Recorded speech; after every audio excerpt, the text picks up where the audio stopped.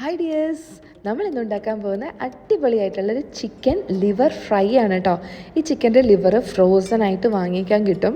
So അങ്ങനെ വാങ്ങിച്ചിട്ടുള്ളതാണ്. അപ്പോൾ അങ്ങനെ ഉണ്ടാക്കുന്നതെന്ന് നോക്കാം. വെളിച്ചെണ്ണയിലേക്ക് കറി ലീവ്സ് ആദ്യം ഒന്ന് വറുത്തെടുക്കാം. ശേഷം ഒരു 3 സവാള ചെറുതായിട്ട് സ്ലൈസായിട്ട് അരിഞ്ഞത് ചേർത്ത് കൊടുത്ത് നന്നായിട്ട് വഴറ്റണം കേട്ടോ. നല്ല പോലെ നമുക്ക് റോസ്റ്റായിട്ട് കിട്ടണം.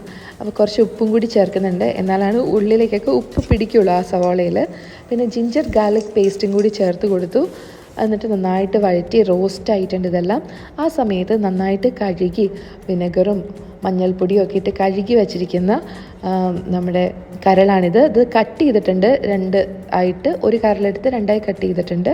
അതിലേക്ക് നമുക്ക് ആവശ്യമുള്ള പൊടികൾ ഇതൊക്കെയാണ്. കുറച്ച് മഞ്ഞൾപ്പൊടി, അല്പം മുളക് പൊടി, പിന്നെ garam masala, chicken masala, freshly crushed ആയിട്ടുള്ള പെപ്പർ. പത്രം എടുത്തിട്ടുണ്ട്, അത് ആഡ് ചെയ്ത് കൊടുത്തു. നന്നായിട്ട് മിക്സ് ചെയ്ത് പച്ചമണം മാറിയപ്പോൾ നമ്മുടെ ഈ ഒരു കരളും കൂടി അതിലേക്ക് ചേർത്ത് കൊടുത്തിട്ടുണ്ട് കേട്ടോ. മസാലയുടെ അളവൊക്കെ നിങ്ങൾക്ക് ഇഷ്ടമുള്ള പോലെ ചേർക്കാം. ആവശ്യത്തിന് ഉപ്പും പിന്നെ ചൂടുവെള്ളവും കൂടി ചേർക്കുക. കുറച്ച് വെള്ളം ചേർത്താൽ മതിയാവും. നന്നായിട്ട് മിക്സ് ചെയ്തിട്ട് അടച്ചു വെച്ച് ഒരു 5 മിനിറ്റ് ഇതേപോലെ ഒന്ന് വേവിച്ചെടുക്കുക കേട്ടോ. അതിന് ശേഷം ഒന്ന് ഓപ്പൺ ആക്കുക, വീണ്ടും നന്നായിട്ടൊന്ന് ഇളക്കി കൊടുക്കുക. ആ ഒരു 8 മിനിറ്റ് വേവേ ഉള്ളൂ കേട്ടോ ഇതിന്. അപ്പോൾ ഒരു 5 മിനിറ്റ് നമ്മൾ ഓൾറെഡി വേവിച്ചു. ഇനി അടച്ചു വെച്ചിട്ട് 8 മിനിറ്റും കൂടി വേവിച്ചെടുക്കുക. അതിനുശേഷം ഓപ്പൺ ആക്കി തന്നെ ഇങ്ങനെ വെച്ചിട്ട് ഇളക്കി വറ്റിച്ചെടുക്കണം, റോസ്റ്റാക്കി എടുക്കണം. അപ്പോൾ പെപ്പർ റോസ്റ്റ് എന്ന് പറഞ്ഞിട്ട് പെപ്പർ കണ്ടില്ലല്ലോ എന്ന് വിചാരിക്കേണ്ട. ലാസ്റ്റാണ് നമ്മൾ പെപ്പർ ചേർക്കുന്നത്, എന്നാലാണ് ആ ബ്ലാക്ക് കളർ കിട്ടുള്ളൂ കേട്ടോ. നന്നായിട്ട് ഇതുപോലെ വറ്റി എണ്ണയൊക്കെ തെളിഞ്ഞ് സെറ്റായിട്ട് കിട്ടിക്കഴിഞ്ഞതിന് ശേഷം ലാസ്റ്റായിട്ട് പെപ്പർ ചേർക്കുക. പെപ്പർ പൊടി ചേർക്കരുത്. നമ്മൾ അപ്പോൾ ഫ്രഷായിട്ട് എടുത്തിട്ടുള്ള പെപ്പർ നന്നായിട്ട് മിക്സിയിലിട്ട് പൊടിച്ചെടുക്കുക.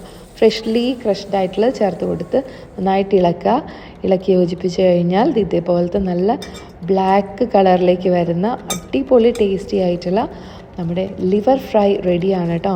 അപ്പോൾ തീർച്ചയായിട്ടും ഉണ്ടാക്കി നോക്കുക. ഞാനിത് പുട്ടിൻ്റെ കൂടെയാണ് കഴിക്കണേ. പുട്ട്, പൊറോട്ട, അപ്പം എല്ലാത്തിൻ്റെ കൂടെയും പോകുന്ന അടിപൊളി ടേസ്റ്റുള്ള നല്ലൊരു ഡിഷാണ്. തീർച്ചയായിട്ടും ട്രൈ നോക്കിയിട്ട് അഭിപ്രായം പറയാനായിട്ട് മറക്കണ്ട. ഇതുപോലെയുള്ള ഈസി വീഡിയോയ്ക്കായിട്ട് ചാനലൊന്ന് സബ്സ്ക്രൈബ് ചെയ്യുക. അടുത്ത വീഡിയോയിൽ കാണാം. ബൈ.